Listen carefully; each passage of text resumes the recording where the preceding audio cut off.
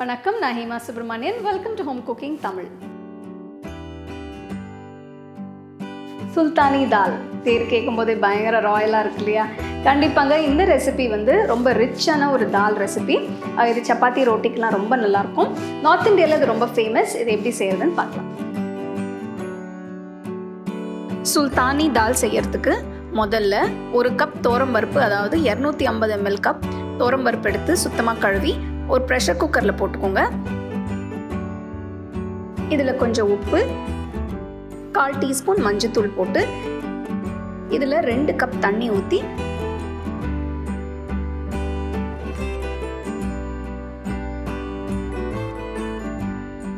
Flame மீடியமில் வச்சு 5-6 விசிலுக்கு pressure cook பண்ணி வச்சுருங்க.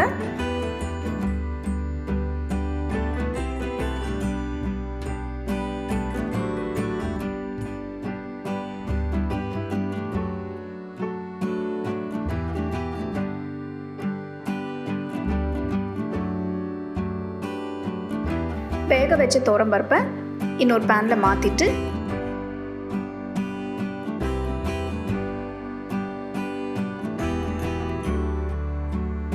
அதில் 1 கப் பால்,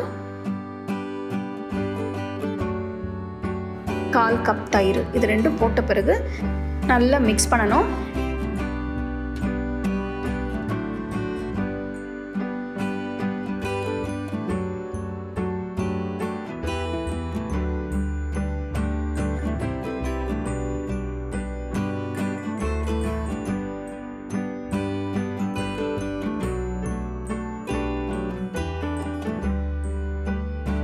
ஃப்ளேம் லோவில் வச்சு 10 நிமிஷத்துக்கு நல்லா வேக வைக்கணும். இப்போ பார்த்தீங்கன்னா தால் நல்லா சேர்ந்து வந்திருக்கு. பாலும் தயிர் போட்ட பிறகு ரொம்ப க்ரீமியாக ரொம்ப நல்லா இருக்கு. ஸ்டவ் ஆஃப் பண்ணிவிட்டு தால் எடுத்து வச்சுருங்க.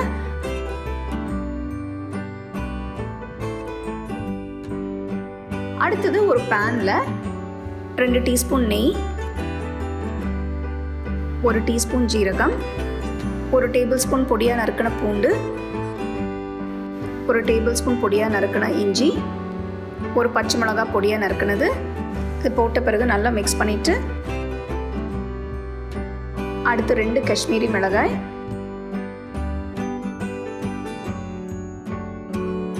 1 சின்ன வெங்காயம் பொடியாக நறுக்கினது, இதெல்லாம் போட்டு நல்லா வதக்கணும். வெங்காயம் நல்லா பொன்னிறமான பிறகு இதில் 1 டீஸ்பூன் காஷ்மீரி மிளகாய் தூள் போட்டு நல்லா மிக்ஸ் பண்ணிவிட்டு ஸ்டவ் ஆஃப் பண்ணிவிடுங்க.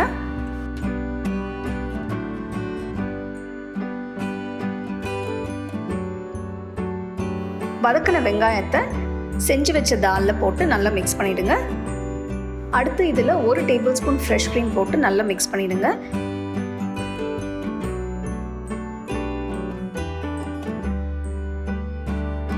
தாலை டேஸ்ட் பண்ணி உப்பு தேவைப்பட்டுச்சுன்னா உங்களுக்கு தேவையான அளவு உப்பு சேர்த்துக்கோங்க. சேர்த்து நல்லா மிக்ஸ் பண்ணிவிடுங்க. தாலுக்கு ஒரு நல்ல ஸ்மோக்கி ஃப்ளேவர் கொடுக்கறதுக்காக ஒரு துண்டு நிலக்கரி எடுத்து நல்லா சுட்டு ஒரு கப்பில் வச்சு அந்த கப்பை நீங்கள் தால்குள்ளே வச்சு அதில் 1 டீஸ்பூன் நெய் ஊற்றி பேனை 1 நிமிஷத்துக்கு மூடி வச்சுருங்க.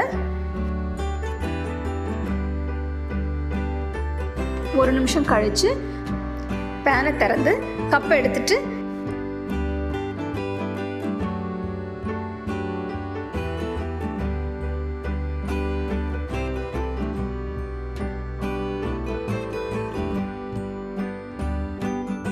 தாலில் கொஞ்சம் பொடியாக நறுக்கின கொத்தமல்லி சேர்த்திங்கன்னா நல்லாயிருக்கும். அதையும் போட்டு நல்லா அருமையான க்ரீமியான சுல்தானி தால் நீங்கள் சூடாக சப்பாத்தியோ இல்லைனா ரைஸ்க்கு கூட சர்வ் பண்ணலாம். ரொம்ப டேஸ்ட்டாக இருக்கும்.